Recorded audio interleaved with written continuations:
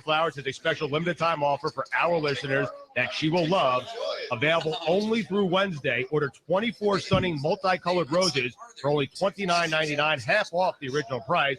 Or for just $10 more, upgrade them to red roses.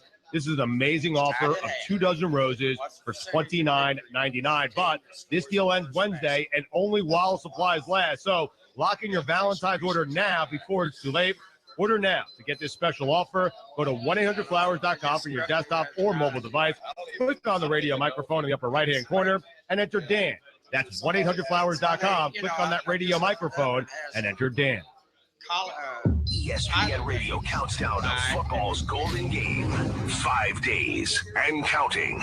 Bob Gracie. We never thought about that as an undefeated season. We had lost the Super Bowl after the 71 season. All we wanted to do is get back, get in the championship game, the Super Bowl, and win it. And the fact that we were undefeated going in didn't mean anything.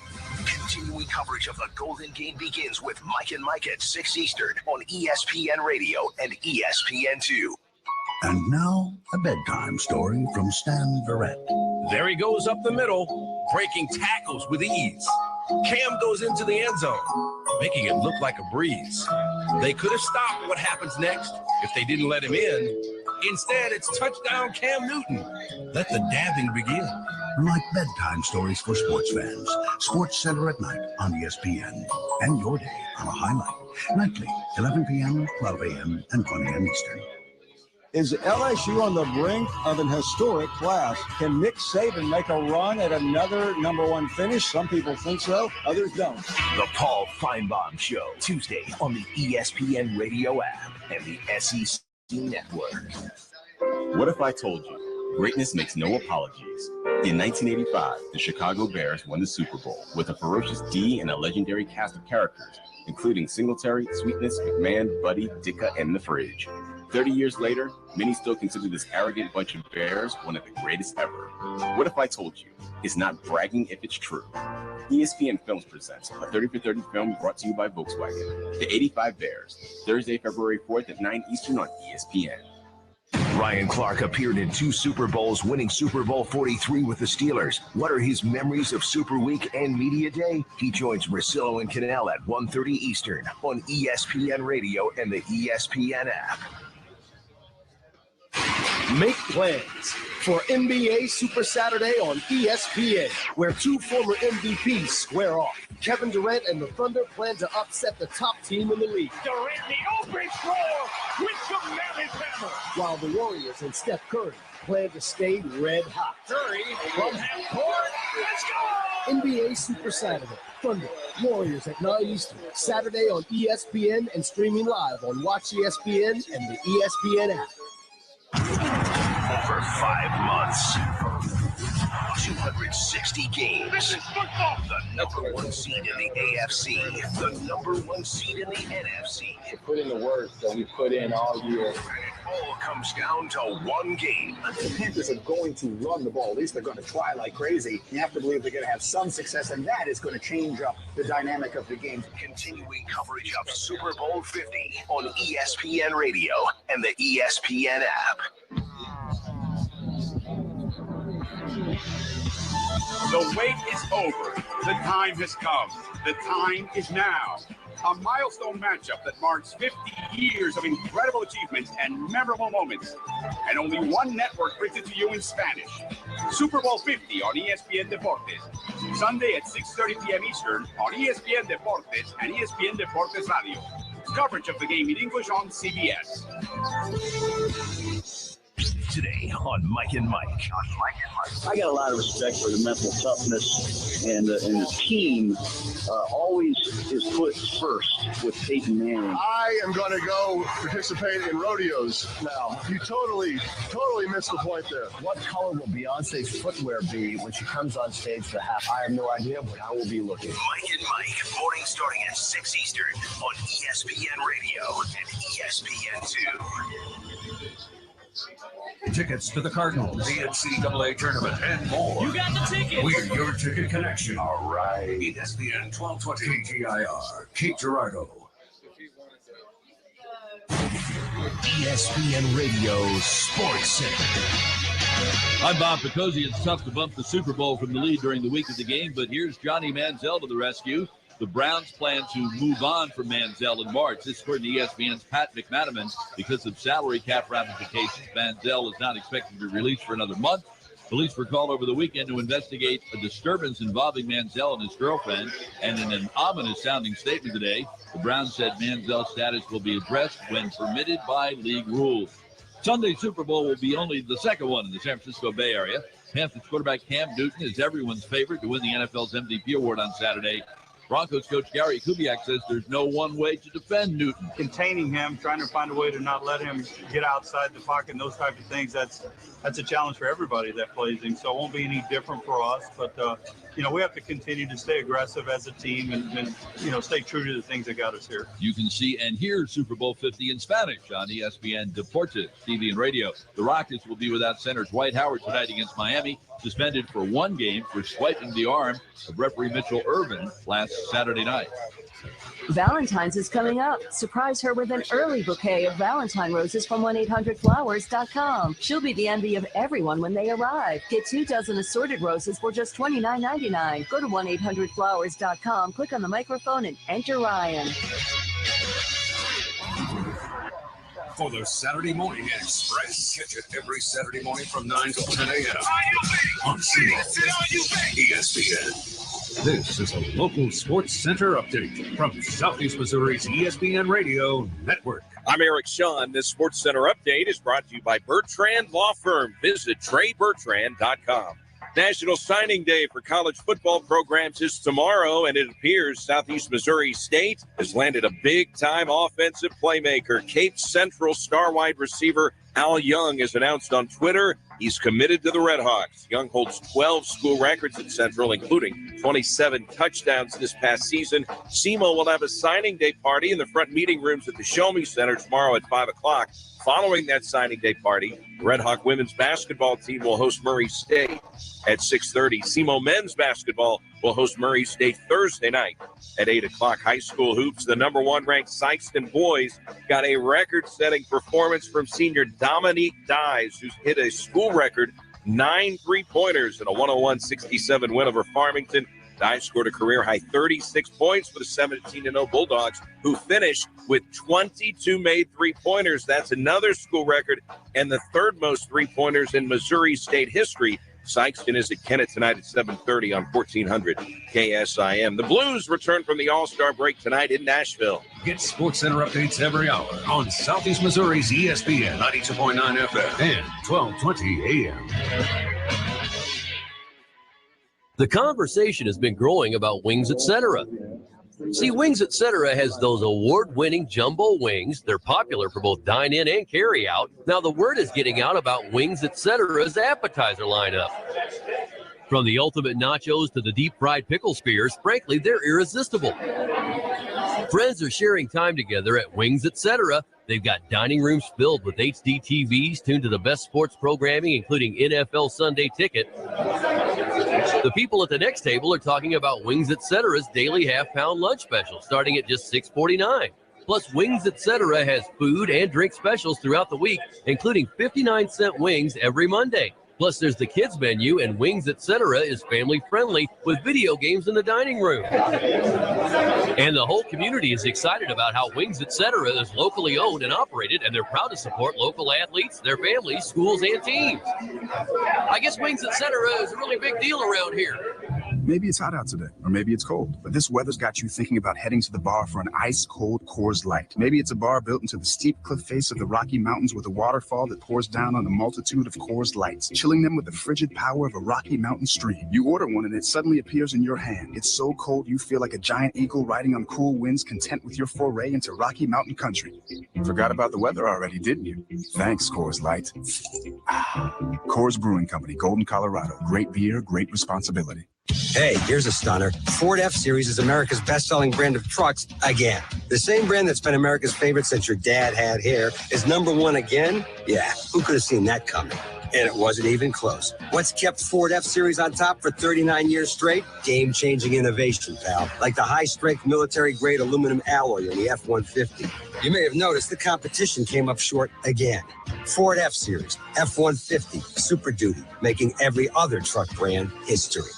And now, your ESPN Radio Network local weather forecast. National Weather Service has a wind advisory in effect today with showers likely on and off this afternoon. Then sunshine breaks with a high of 70. Real breezy, though, with any gusting up to 35, 40 miles an hour.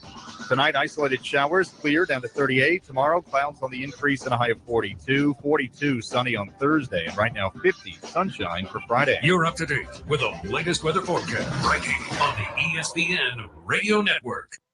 This is your local home for Mike and Mike, the Sports Huddle, and all your favorite teams. Get it all right This here. makes my day go great. On the SEMO ESPN Sports Network. This is a proud presentation of Mississippi River Radio Sports, the sports authority. Check this out right here.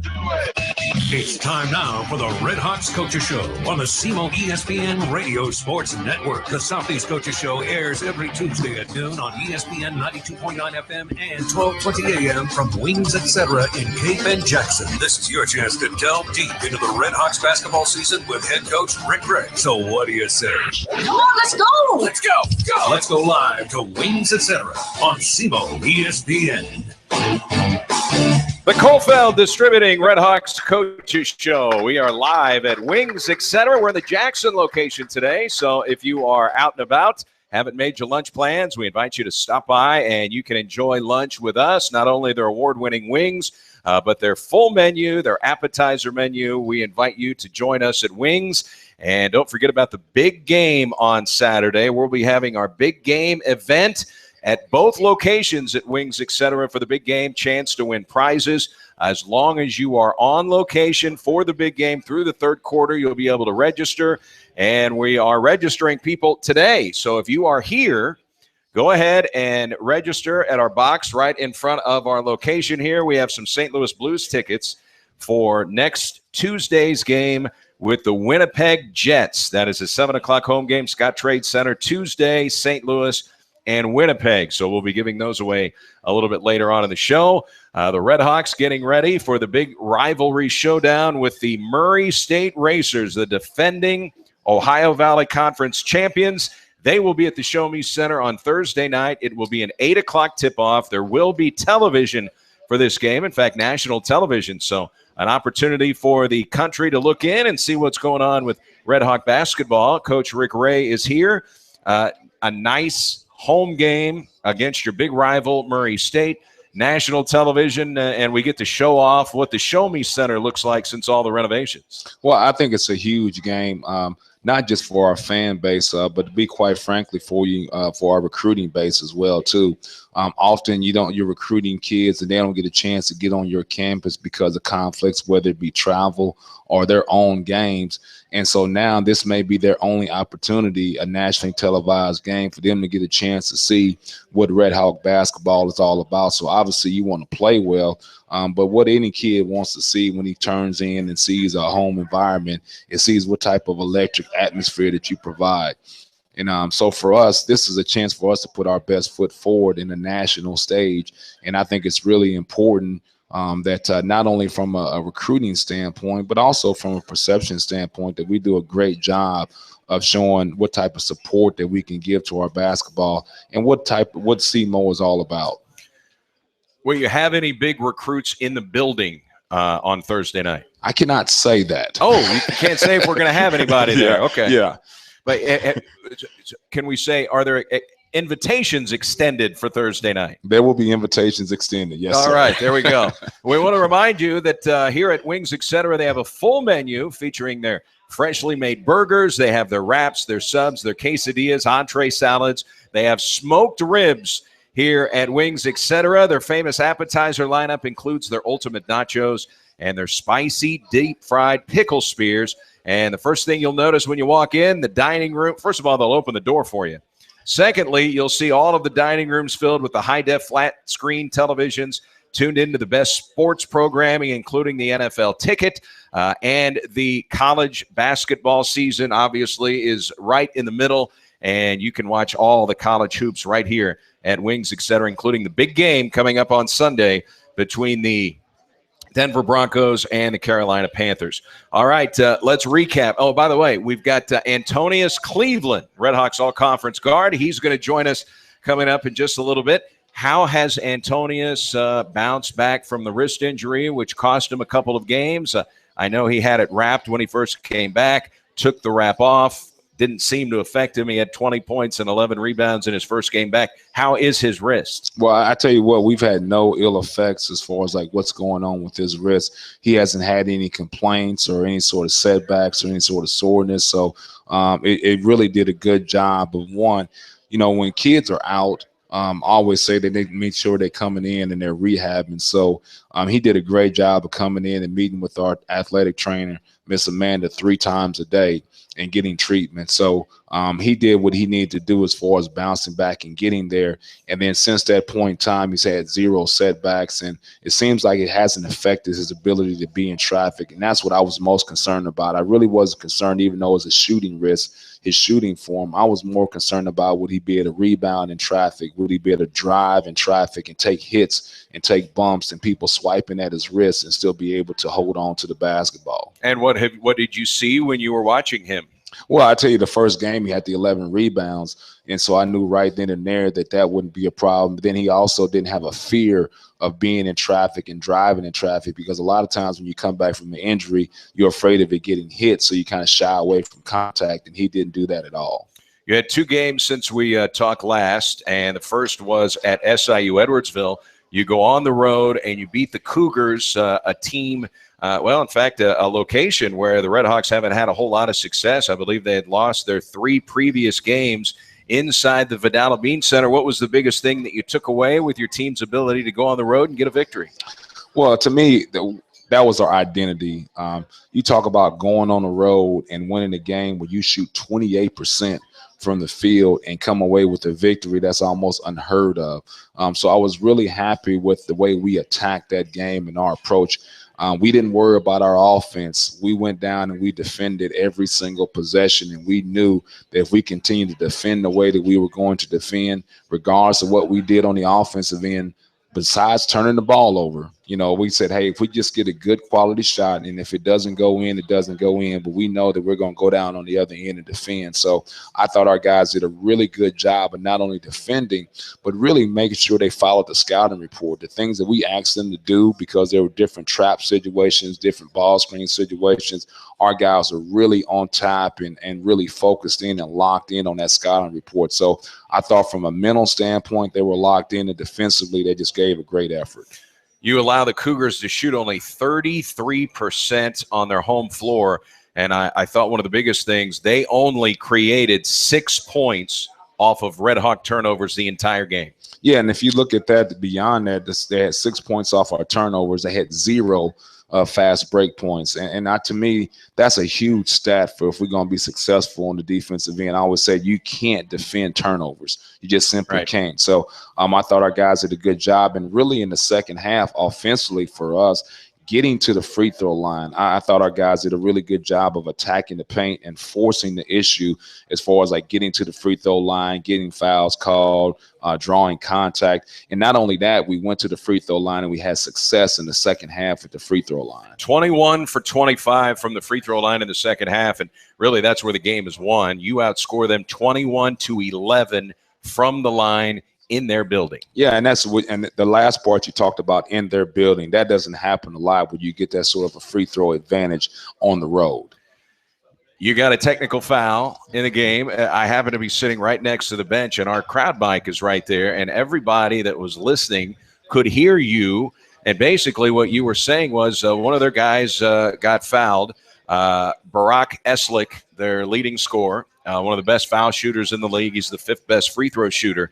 And he got fouled on a play where it appeared that he was passing the basketball, yet they gave him 2 shots. It was not a bonus situation. And your contention was he was passing the ball. It shouldn't be 2 shots. And that was it. I mean, there was no super anger. I'm sitting about 4 feet away from you. And the only thing you were saying to the officiating crew, he was passing the ball. Well, you learn something new every day. I guess repeating something over and over again is grounds for technical now. So now I know that I probably got 3 times that I can say it, and then I got to let it die. So the referee, the official, gave me a warning, and I continue to say the same thing over again. But hey, I guess it worked.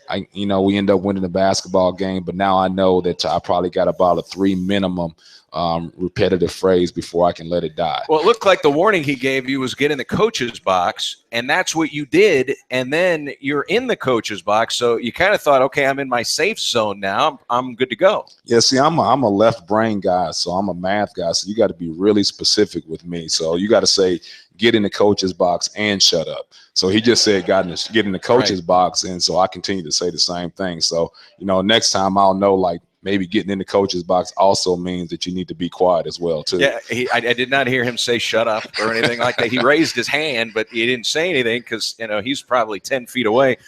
Is it frustrating sometimes when you can't get an audience with an official? You at least want to kind of state your case. Sometimes they just give you the hand and walk away. Is that frustrating at times? Very frustrating. And more so, I don't want to talk. I want them to tell me what they saw and what happened. I could care less because I can't change the call. And so, like, most of the time when I want an audience, it's not for me to talk. It's just simply for them to tell me what happened. And so, like, I also want to be able to go and tell my player, what happened and what they did. So now I can help them in the long term as far as, like, not drawing that foul. So to me, the most frustrating part of it is when they give you that hand or I'm not talking to you at this point in time. And hey, I understand they can't talk to you all the time, but at some point in time when it's a dead ball situation like that was, then I think it warrants an audience. All right. So you're going to go back and you watch games on video, you watch specific plays. Is that the first play you went and looked at? Yes.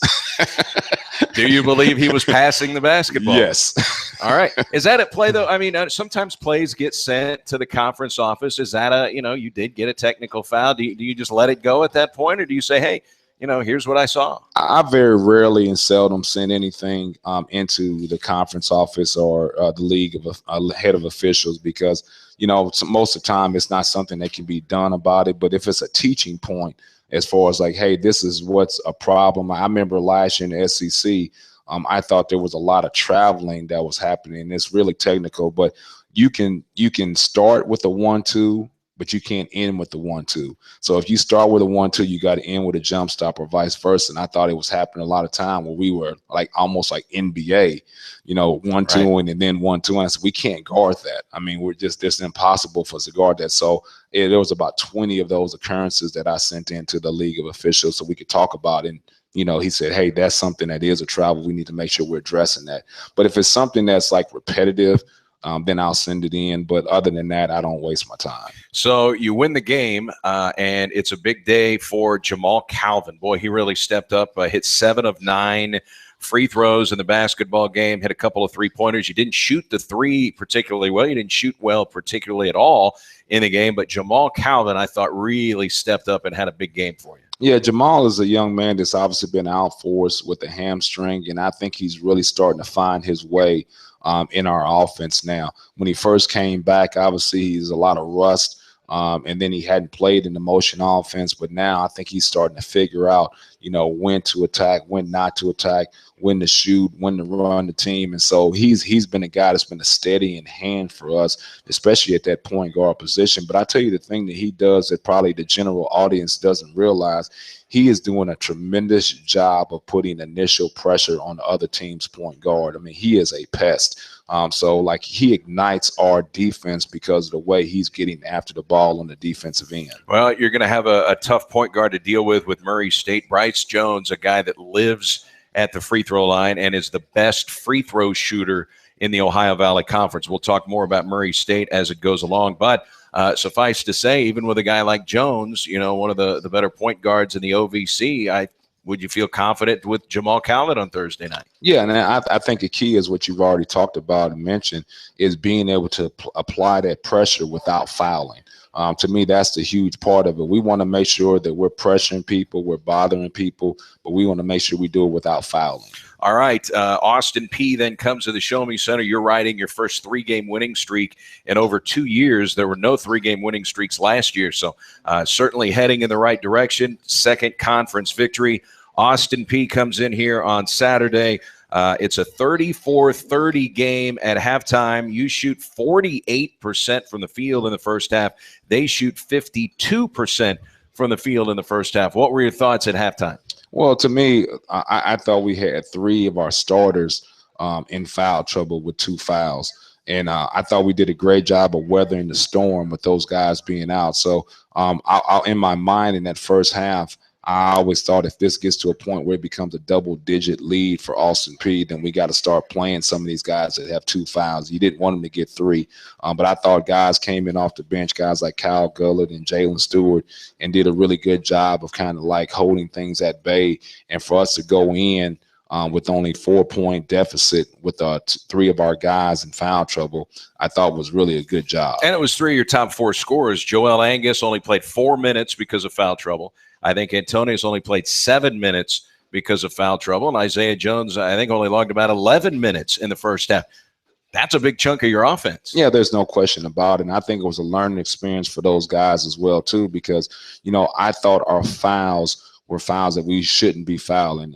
We've got to be aggressive on the defensive end, but a couple fouls happened 80 feet away from the basket. A couple fouls were reaching fouls that we weren't in guarding position. So we've got to make sure we keep ourselves out of harm's way and not have those type of fouls. You're going to foul throughout the course of the game, but you wanted to be doing something that you were supposed to be doing. And I thought several of those fouls in the first half were reaching or 90 feet away from the basket, which are unnecessary fouls. Now, I know some of it, the statistical analysis can go back to playing a lot of zone early in the season, but right now, 351 teams in college basketball, you're 68th in fewest fouls, top 70 in the country. So getting in a lot of foul trouble really hasn't been the MO of this basketball team. Yeah, and it's something that we emphasize, and I'm sure Antonius can speak to this when he comes up here. We talk all the time about not fouling, guarding without fouling.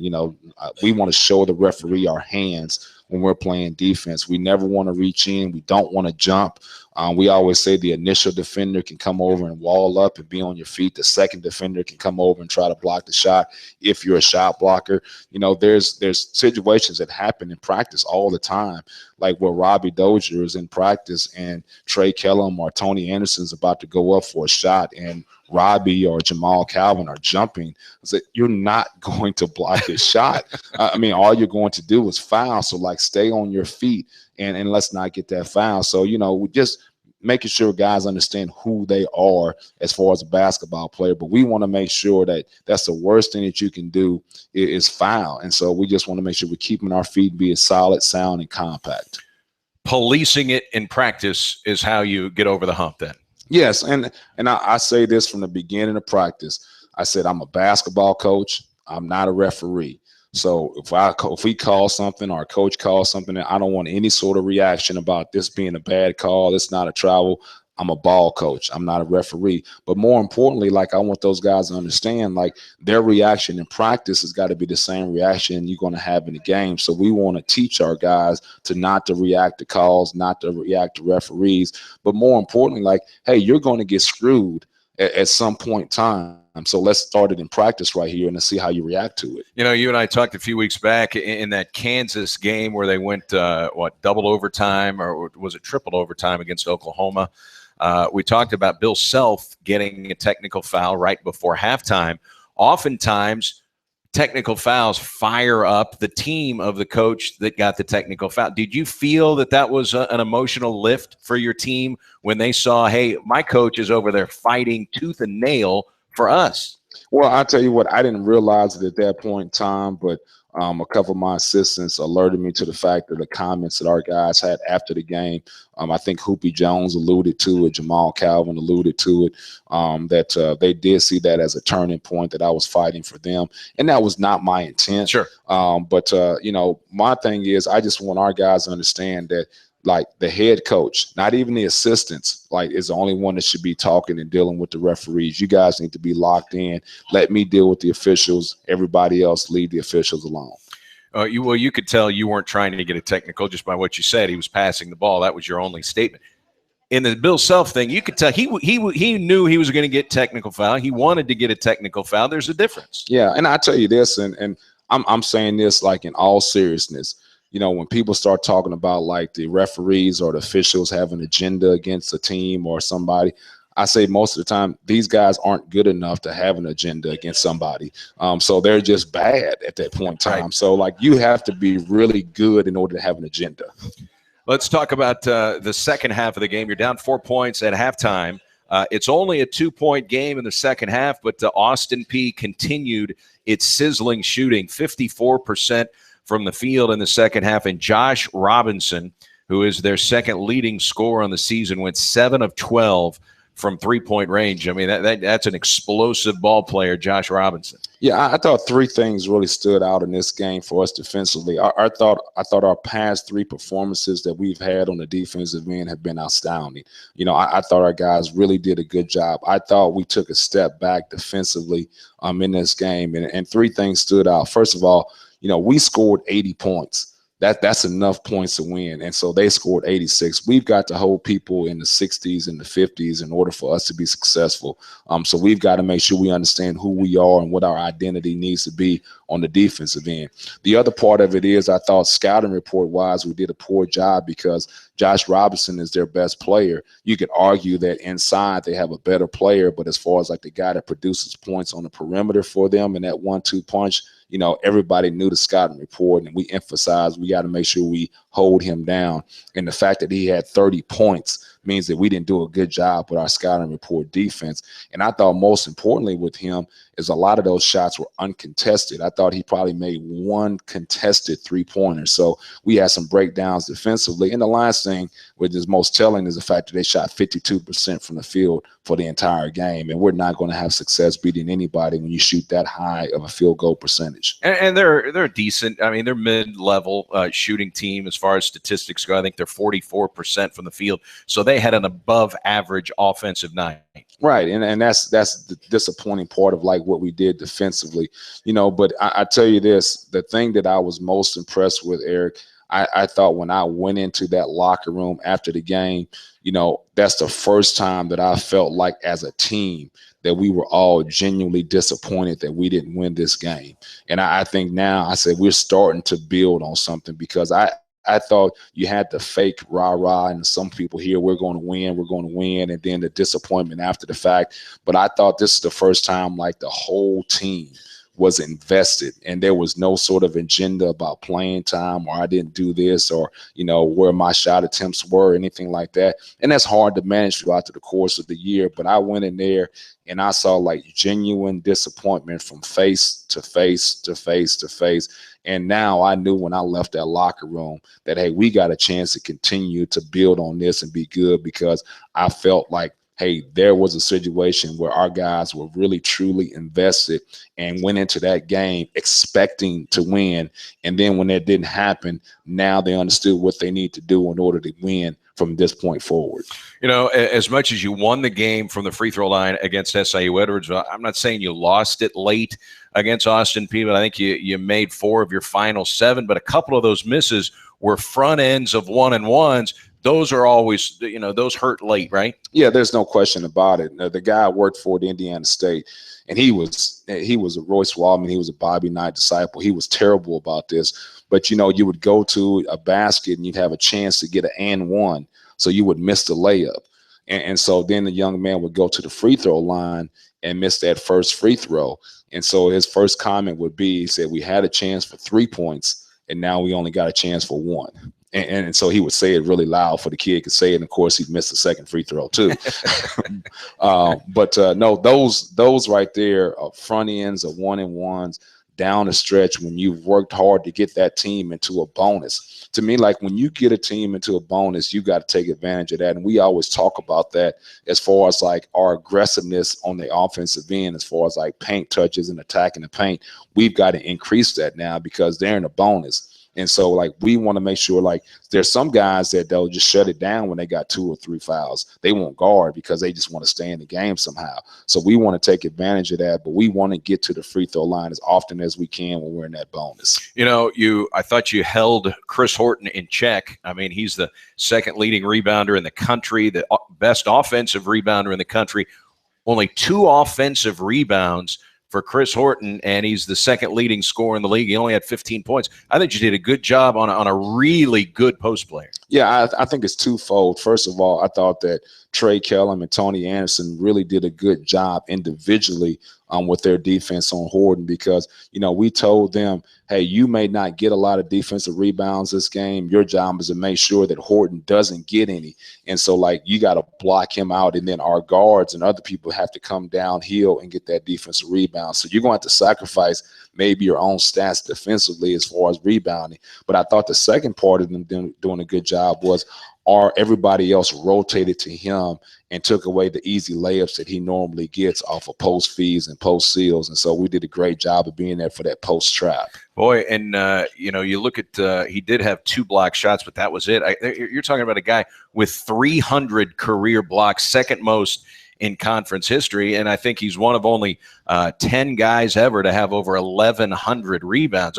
Those are pretty big Division I numbers. Yeah, and I think the way we play offensively makes it kind of hard sometimes for you to get a high volume of block shots against us, because, you know, most people have an offense where you know where that defender is going to be the whole time, especially a center. So with our center, though, with Trey Kellum and Tony Anderson, they could be at the 3-point line. They could be cutting. They could be setting down screens. So, you know, identifying where they're going to be at all the time and being able to rotate for those block shots becomes a little bit more difficult because of our motion offense. I know you lose the game 86-80, but can you take some offensive momentum from what you did against Austin Peay into Murray State Thursday night? You scored 80 points. The only time you scored more points against a Division I team was when you scored 82 against Belmont. Yeah, you know, and you got to be careful of the things you emphasize, because we talked about how well our defense had been playing after that Southern Illinois Edwardsville game. But we talked about, like, in order for us to take the next step, we've got to become better on the offensive end. So we've spent more time with offense and still going to spend a lot of time on defense. But now you got to be careful, because you talked about the offense and getting better there, then our defense slips. So, you know, you got to find a happy balance between the two. Yeah, you were encouraged about some of the things we've done offensively, especially, like you said, with our scorers being out in that first half, with Joel Angus only playing 4 minutes, Antonius being in foul trouble, Hoopy being in foul trouble in that first half, and that's still putting 80 up on the clock. It still seems like a good production-wise standpoint from what we did offensively, but we've got to grow on it. I see Antonius Cleveland is here, so we'll bring the birthday boy up here. It is Groundhog Day. He's had to deal with Groundhog Day for a birthday his whole life. Well, is there anything about him seeing the shadow? Should we start instituting that if he sees his shadow? They may have something at the Cleveland household about whether or not he sees his shadow on February 2nd. Well, if he sees his shadow, then he gets another birthday, or is that the way it works?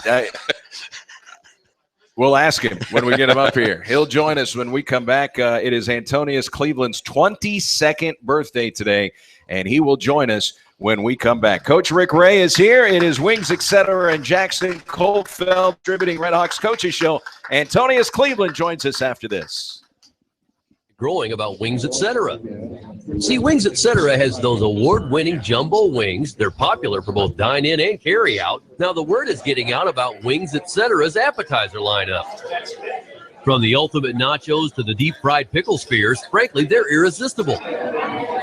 Friends are sharing time together at Wings, etc. They've got dining rooms filled with HD TVs tuned to the best sports programming, including NFL Sunday Ticket. The people at the next table are talking about Wings, etc.'s daily half-pound lunch special, starting at just $6.49.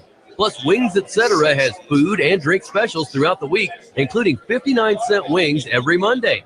Plus, there's the kids menu, and Wings, etc. is family-friendly with video games in the dining room. And the whole community is excited about how Wings, etc. is locally owned and operated, and they're proud to support local athletes, their families, schools, and teams. I guess Wings, etc. is a really big deal around here.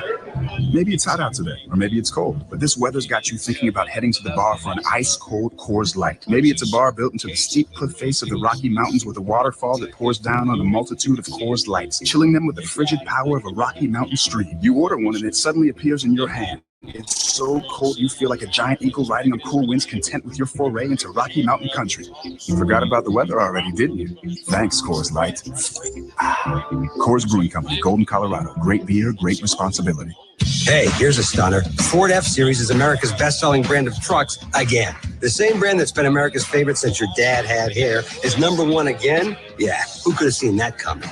And it wasn't even close. What's kept Ford F-Series on top for 39 years straight? Game-changing innovation, pal. Like the high-strength military-grade aluminum alloy in the F-150. You may have noticed the competition came up short again. Ford F-Series, F-150, Super Duty, making every other truck brand history. And now, your ESPN Radio Network local weather forecast. National Weather Service has a wind advisory in effect today with showers likely on and off this afternoon. Then sunshine breaks with a high of 70. Real breezy, though, with any gusting up to 35, 40 miles an hour. Tonight, isolated showers, clear down to 38. Tomorrow, clouds on the increase and a high of 42. 42 sunny on Thursday. And right now, 50 sunshine for Friday. You're up to date with the latest weather forecast right here on the ESPN Radio Network. This is Mike Greenberg for the best in local sports talk and play-by-play. It's SEMO ESPN.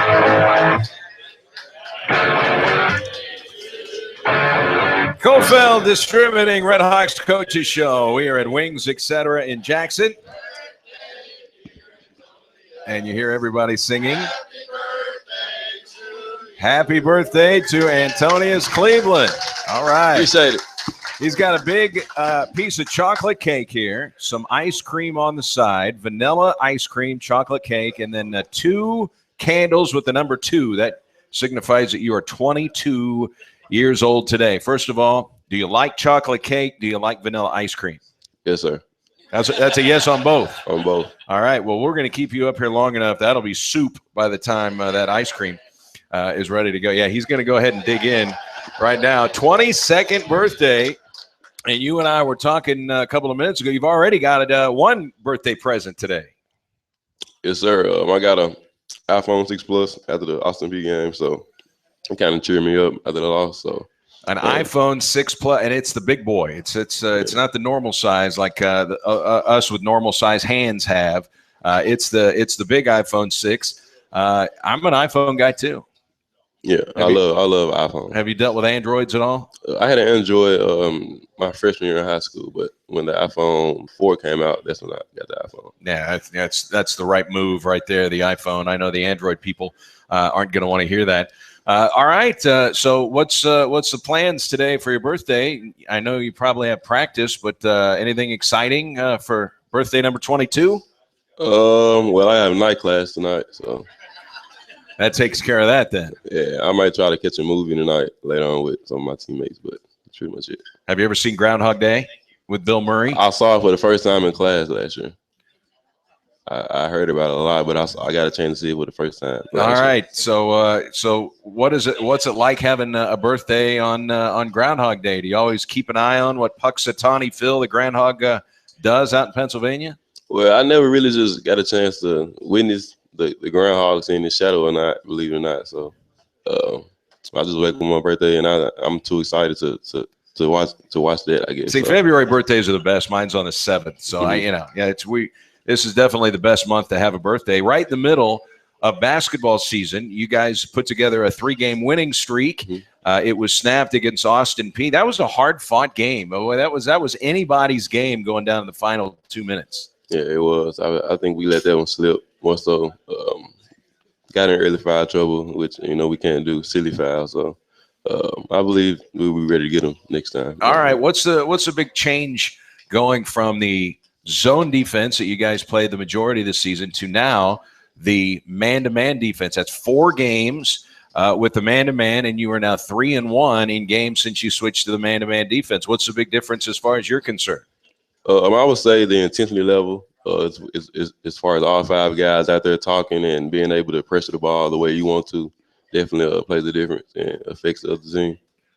Man-to-man defense, so that means you have a responsibility for a certain player on the floor, and accountability is there. I mean, because when you're watching film, right, and your guy scores, there's nobody to say, wait a minute, that was my guy. You can't blame it on the zone. It's Imano. So pretty much know whose fault and whose fault it was and who's responsible for what. Now, explain, first of all, the injury that you had to your wrist, because there is a partially torn ligament in there, right? Where's that at? I think it's located under my pinky part, so I'll say like this part right here, I'm not mistaken. So on the outside, below the pinky, just right where the wrist is. Yes, sir. And when did it happen?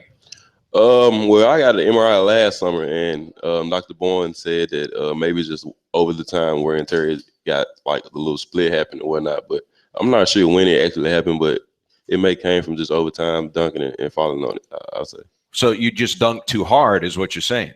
Yeah, I think so.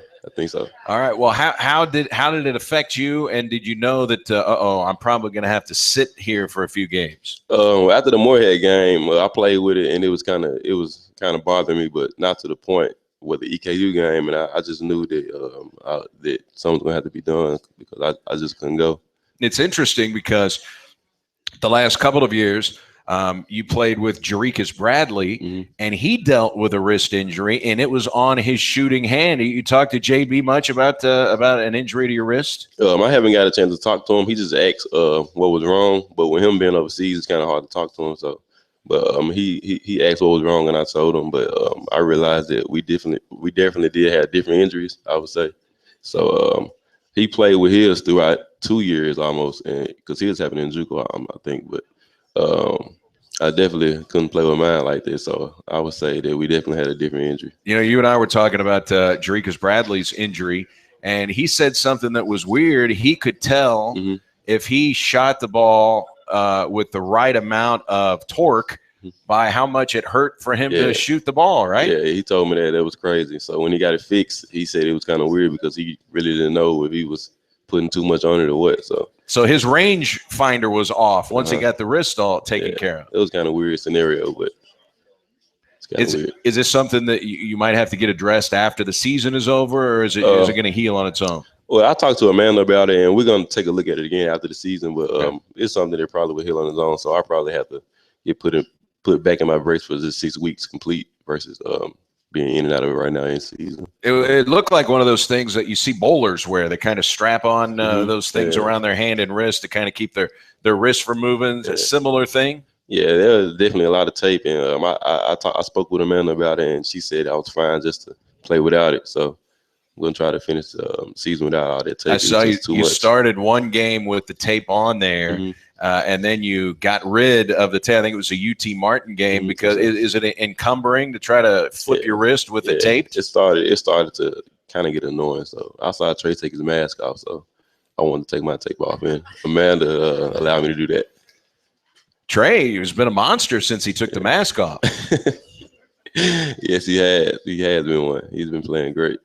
All right, your thoughts on how the wrist responded after you came back, you sat out, you played, you looked great, 20 points and 11 rebounds, everything felt good afterwards? As I would say, everything did. It was kind of sore, but I pretty much figured that. But after constantly being able to practice on it and get it back in rhythm, it's been good. All right, Murray State comes to the Show Me Center on Thursday. That's a big rivalry game. What are your thoughts on the rivalry with the Racers? I'm ready for it. I believe the team is as well. They're getting a chance to play on ESPNU, so I believe we'll definitely come out ready and hyped up. But we just got to do a good job of coming down as well, I think. So I say we'll definitely be ready for Murray with the scout and be ready to go. Now, Cameron Payne played the last 2 years for Murray State, and now he's playing in the NBA.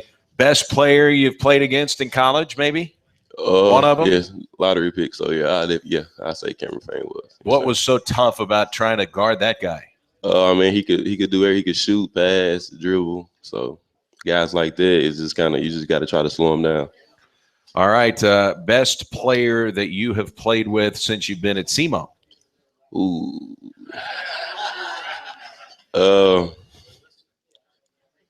It's a toss-up between Tyler Stone and Jerikas. Jerikas Bradley, those would be the two guys? Yes, sir. Yes, sir. Boy, I don't know. When he is really deciding he can go inside or outside. Tyler Stone's a tough cat to guard, Yes, right? He was very tough to guard. How do you guys still stay in touch? Do you hear from Tyler? I hear from him all the time. And he's, is he in Turkey? Where's he at? Yes, I think he's in Turkey. I'm not sure what part, but he's in Turkey. Yeah, I saw him when he came back, and he said the biggest adjustment was the food. Did he tell you that? Yeah, he told me that too. I follow him on Snapchat, so I get to see what he eats sometimes, and sometimes it does look kind of weird. Some of the stuff he eats. So, but he had pizza the other night. I saw he had some pizza, so I guess. So he's feeling good. I don't know if he's got the chocolate cake, the birthday cake, and the vanilla ice cream. So you guys right now sit at 2-7. Murray State comes in, then you head to Eastern Illinois, and you're playing now the teams in the West Division. If you're going to make a run to the OVC tournament, now's the time. I got to feel you guys think you can, especially the way that you've won 3 of your last 4 games. Yes, sir. We're definitely confident right now. We're focused, and we know what we have to do in order to get in the tournament. So I would say as a collective group, we're all bought in, and we're just trying to get this run going. How about you've got such a young roster? How about the evolution of some of the freshmen? Because you know what it's like to start and play a lot of minutes as a freshman. You got guys like Eric McGill, Tony Anderson, guys that are really starting to come forward and contribute to this team. Yes. All those guys are doing a good job of listening. Eric McGill and Tony Anderson, even Jalen Stewart, they're all listening and just doing a good job of listening to the leaders like Jamal and hooping, and they're just buying in and just playing hard. Are you a leader on this team? Yes, sir. I would say that. So who's the most vocal in practice? I'll say Jamal Calvin. That's good. I mean, you got a guy who's running the point. And the thing is, if you meet Jamal, he seems like an unassuming guy, kind of a quiet guy, but I guess he's not as quiet as we think. Nah, he's not quiet. Not quiet at all. How about Hoopy? I mean, he's the lone senior on this team, so relatively it's a very young roster. What have you seen from Isaiah Jones from last year to this year as far as taking a leadership role? He's been doing a good job of getting everywhere on time, being at every place first, and just trying to lead as well as trying to be first in sprints. Even though it's hard for him, but he's just been doing a good job of leading and being vocal as well. All right, who's the fastest sprinter when you guys get in the sprints? Me, definitely. You are? Yeah, I think other ass says me too. Okay, all right. Who has the best vertical leap on the team? I say it's me. Groundhog Day again? Yeah. All right.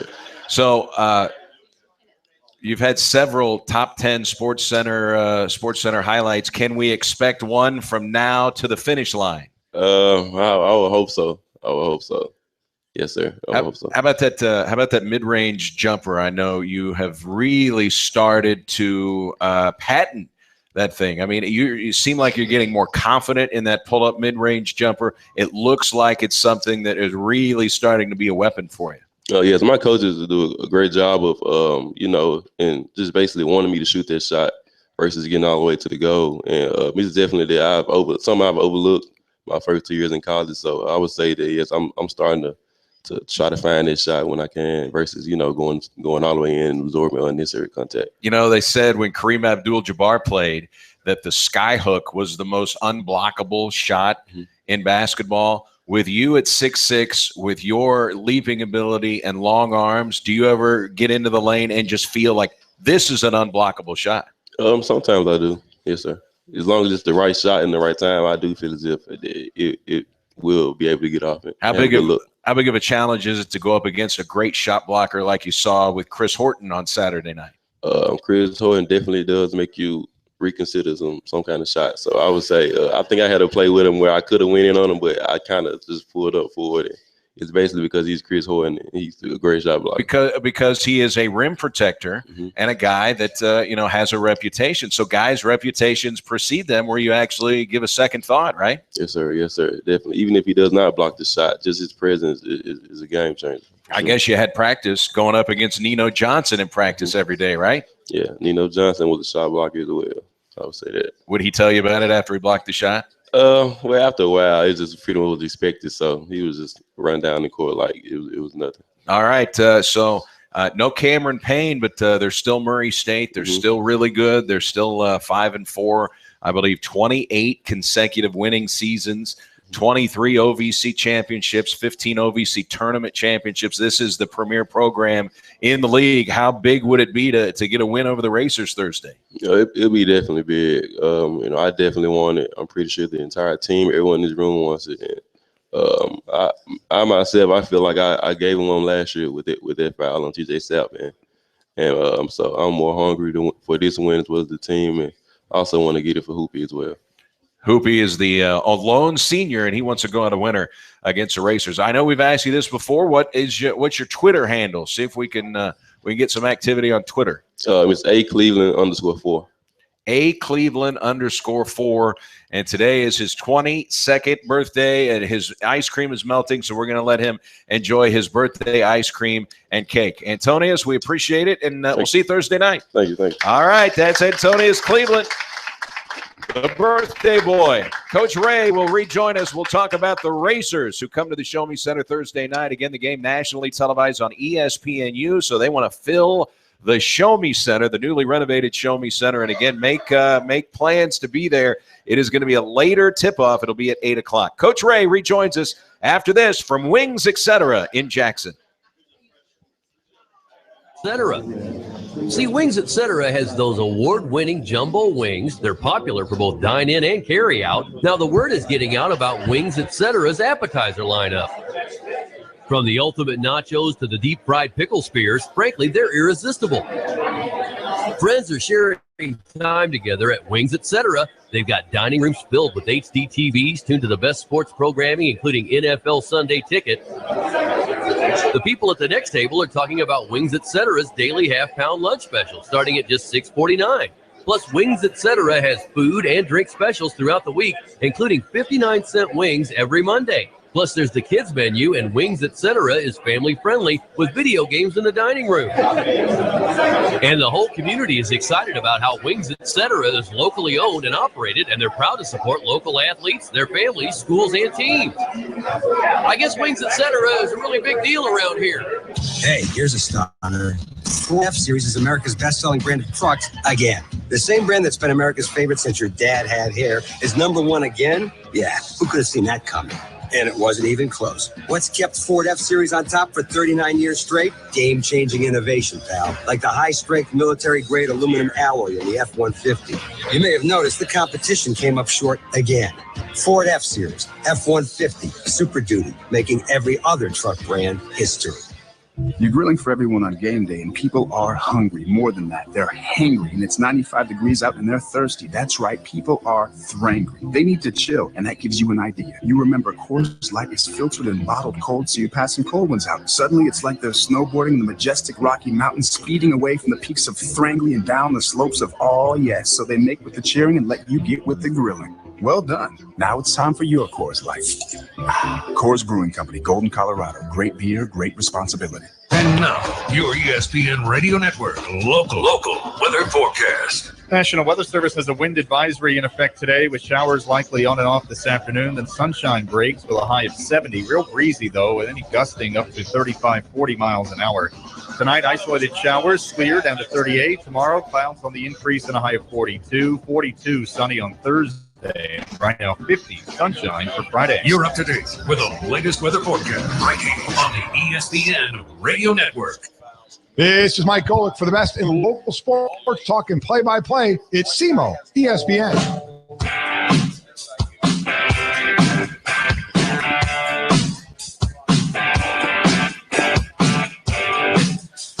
It's the Coalfeld Distributing Redhawks Coaches Show at Wings Etc. in Jackson. Coach Rick Ray is here, and the birthday boy just joined us, Antonius Cleveland, who is celebrating his 22nd birthday. He's enjoying some birthday cake and ice cream toward the back of the banquet room here.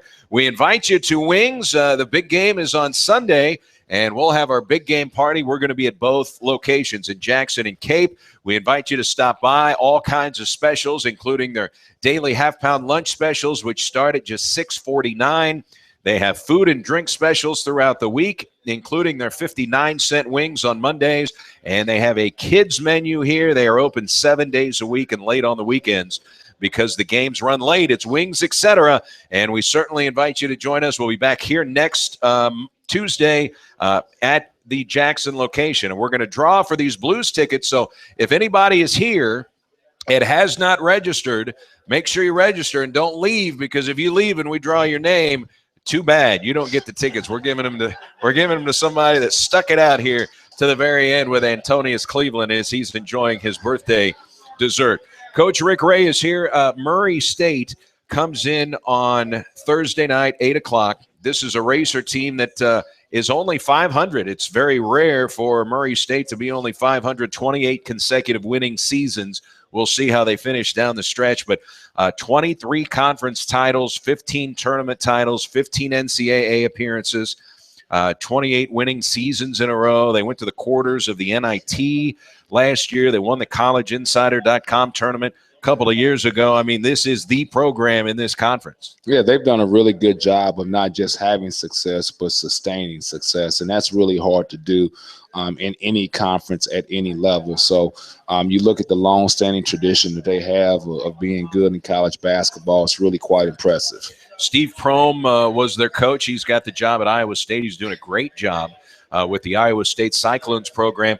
They lost some really good players from last year. Jarvis Williams, their big man, all conference. Cam Payne is now in the NBA, was a lottery pick. TJ Sapp, the Clemson transfer, just an outstanding career after transfer. Really, he was a pedestrian player at Clemson, and he was a really good player in the OVC. So they've had to kind of reload here. And the one recognizable name that they've got back is a very dangerous player named Jeffrey Moss.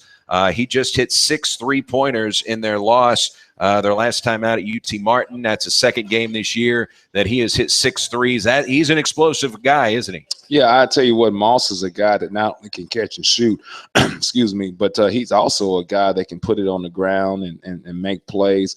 It's interesting. You talk about Murray State's personnel from last season. Obviously, anytime you lose a lottery pick at any level, that means that you've taken a hit as far as personnel-wise. But the kid, TJ Sapp, I actually recruited him to Clemson when I was over there as an assistant coach there. So to see him come here and have the success that he had at Murray State, obviously I was happy for the young man because, every time you have some transfers, you don't ever want a kid to transfer, but if he does, you want it to work out. So I was really happy for TJ to have the type of career that he ended up having at Murray State. Because really he didn't do a whole lot. He wasn't a really good three-point shooter at Clemson, and then all of a sudden he comes to the OVC, and boy, he turned the corner. Yeah, and I tell you what, sometimes that's just like a young man having that year out and just working on his game. Sometimes that's the best benefit that you can have in the transfer is like you sitting down and now you're actually sitting and working on your game because you got nothing else. Let's talk about Wayne Langston. He's their big man.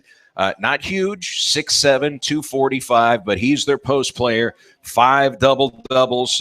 He's their top scorer. He's the second best rebounder in the league. The only player in the entire conference that shoots a higher percentage is Evan Brads of Belmont. Brads leads the country in field goal percentage. So here's a guy that finishes around the basket and is a tremendous offensive rebounder, 2 in the league. Defensive rebounds, not so much. He ranks 15th, but offensive rebounding is his forte. Yeah, that rebounding for him kind of goes downhill. Like on the offensive end, it seems like he's a little bit more energetic about getting those rebounds. On the defensive end, not so much.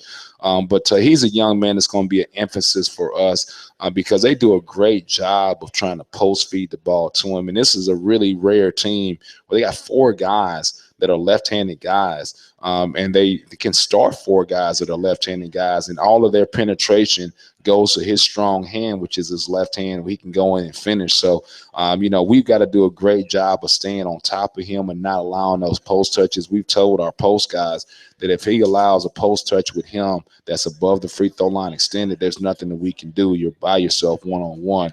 But if you do a great job of fronting when the ball's up top and it gets to the wing and you allow it in, then we can come help you on the post trap. So we've got to be really good at just limiting his post catches, and not just post catches on post feeds, but also when the shot goes up, same thing. We got to make sure we keep him off that glass. He was in foul trouble and only played 15 minutes in their loss to UT Martin on Saturday. Only Yemi Makanjula of SIU Edwardsville has committed more personal fouls in the league than Langston. He's fouled out of 5 games this year. There's a guy that could get in foul trouble, and they're not real deep at that position, right? Yeah, exactly right. And with a guy like Trey Kellum, he's going to have to guard him because Trey forces you to guard him because he's an aggressive offensive player, not just with his back to the basket, but Trey can also drive the ball from the perimeter and make some things happen. So, we're going to do some things as far as running some plays for Trey and try to get him in some isolation situations and take advantage of that.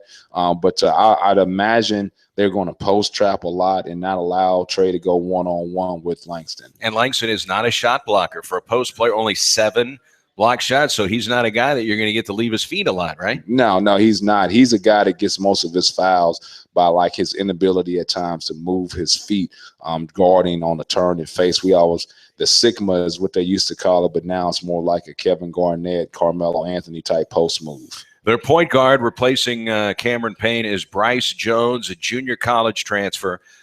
14 double-figure scoring games. 4 times he's been over 20 points. So he can score from the point position, and he's the #1 free throw shooter in the OVC, and he's got over 100 attempts. So he's a guy that gets to the line a lot. When he gets there, nobody's better in the conference. Yeah, and I've got a chance to see him play when he was in junior college because he's from Jones, Mississippi. But he's a guy that puts a tremendous amount of pressure on your defense, especially with ball screen defense. He's always in attack mode, and a lot of those fouls are drawn because, like, the guards are getting clipped on the ball screen, and it's your big that's end up guarding him, and he just drops the shoulder and gets around people. So, it's not just the guard that guards him that gets in foul trouble. It's your bigs that's helping on the ball screen action that end up in foul trouble. And he's not a tremendous shooter. 36% in his last 4 games. He's only shooting 25% from the field. Is this a guy that you want to shoot the ball? Well, I don't necessarily think you want him to shoot the basketball, but you want him to shoot contested, tough shots. I think a lot of times, like, he may be one of these guys that when he's driving the basketball that you don't want to come help, because now he's going to penetrate and kick to a guy that can make that shot. So what you want to do is, if that defender's up underneath him, instead of you coming over to help and creating offense for him, you may want to make him take a tough contested pull up or something challenged at the rim. Because like you said, his percentage is around 28% in these last few games. All right, they are a team that shoots the 3 okay, 5th in the league in conference play, 36%. That's decent. They're 5th in made threes in the league in conference-only games. The one thing that is impressive about Murray State, first of all, they really rebound well. They hit the offensive glass, and no one turns the ball over less in conference play than Murray State. Yeah, we're 2nd in the league in forcing turnovers. And obviously they don't turn the basketball over. So that'll be like kind of our strength against their strength. And the other part of that, too, the way they rebound the basketball so well, they shoot a lot of jump shots. And when they shoot those jump shots, you end up having long rebounds. Long shots lead to long rebounds. But they use their quickness and athleticism to get to offensive rebounds. They don't have a big hulking front line where they're kind of sealing you in and caving you in for offensive rebounding position. What they do is their guards do a great job of chasing loose balls and chasing those long rebounds. So there's twofold there. Once you get that defensive rebound, you've got a great chance of getting out in transition because they send so many guys to the glass. And Bryce Jones has about 10 games this year, their point guard, where he's got 5 or more rebounds. He's a good rebounding point guard. Yeah, he comes downhill on the defensive end and does a really good job because he knows once he gets that defensive rebound, he can ignite their fast break. Not a big scoring team in conference play. They're averaging about 68 points per game. Only 2 teams score less, but scoring defense #1. They're only giving up 65 a game in OVC play. Yeah, and that's a huge stat. I mean, it's not just like the scoring defensive part, but it's also about the pace of play. So that means to tell you that you're probably not going to get a lot of scores in transition and fast break opportunities because, 1, they don't turn the basketball over, and 2, the fact that they do have a good scoring defense. And when you talk about, Langston has a tendency to get in foul trouble. He's fouled out in 5 different games. They are ranked 214th in personal fouls. They've racked up a lot of personal fouls. Yeah, and we want to make sure we take advantage of that by being in attack mode. I think this game right here, we've got to make sure that we have controlled attacks to the basket because, I think there's going to be opportunity for us to get to the free throw line if we take advantage of it. All right, biggest keys to knocking off the Racers on national television Thursday. Well, I think the first thing is we've got to get back to the way we defended in those first 3 games that we had that 3-game winning streak. I was disappointed in our defense against Austin Peay, so we've got to defend like we defended in those 3 games in order for us to have a chance to win this basketball game. And I think the second part of it is we've got to make sure that we finish. Not just finishing at the rim, but also finishing at the free throw line because, like you said, I do think they're going to foul us. And so once we get to that free throw line, we've got to take advantage of that foul opportunity. And I'm not saying Jeffrey Moss is bigger than Josh Robinson, but Moss is a guy like Robinson that can just get hot and light you up. Yeah, and that's going to be a guy where it's getting back to our scouting report. We've got to be locked into that scouting report. And the way we switch some of our ball screen action, that means that it can't just be one guy. It's got to be 4 guys that know the scouting report on Moss because you could be on him at any point in time in that 30-second shot clock. Was Ole Miss your biggest rival at Mississippi State? Yes, sir. Was South Carolina the biggest for Clemson? Yes, sir. I think this is the biggest for the Redhawks. I mean, you're learning, everything about being at Southeast. Murray State's a big game here. I've heard that. Not from a lot of people, just a few, like maybe a few thousand or so. But I've heard that ever since I got the job, and it's good to have a rivalry. I know some people think like to make too much of it or don't make too much of it, but to me, I think it's really important that you have that because you want to have something that your players and your fans are looking forward to. Because what's the point of being a fan if you don't have somebody that you can look forward to trying to beat? I don't think that SEMO is Murray's biggest rival, but I know that Murray is SEMO's biggest rival, and it's a little over 90 minutes. I mean, there are going to be a lot of Racer fans in the house Thursday. Well, we don't want that to happen. What we want that to be, SEMO fans. I think that this is really important. If we're going to say this is going to be a rivalry game, then the crowd has to reflect that. So if we see a lot of Murray State fans, that's not good. We want to make sure that it's red that's in that building. I think if you're going to talk about it being a rivalry game, then a rivalry game when somebody at home, you don't see that opposing color. And getting the students to a college basketball game, getting them to the Show Me Center, that's a big challenge. That is what, to me, just builds atmosphere more than anything when the students are at the game. There's no question about it. In order for you to have an electric environment at any venue, when you're talking about college basketball, college football, college athletics in general, it's got to be the students. So we need our students to come out and support our team. And I think the thing they'll realize if they come out and watch us play, they'll come back like, hey, that was fun. That was enjoyable. I like the way those guys competed. I like the way they play. I think the most important thing is when people come see us play, I want them leaving thinking 3 things. Like our team played harder than the other team. Our team played tougher than the other team. Our team played smarter than the other team. I enjoyed it. That was hard-nosed basketball. I'm going to come back because I enjoyed watching those guys compete. And I think if our students came out and watched, they would go back thinking the same thing. So we need them. We need their energy. Obviously, we want our community and our fan base to come out there, but it's really important that those students are there. The sororities, the fraternities, that's important for us. And lately, we've seen the proliferation of the fat heads that the students are wearing.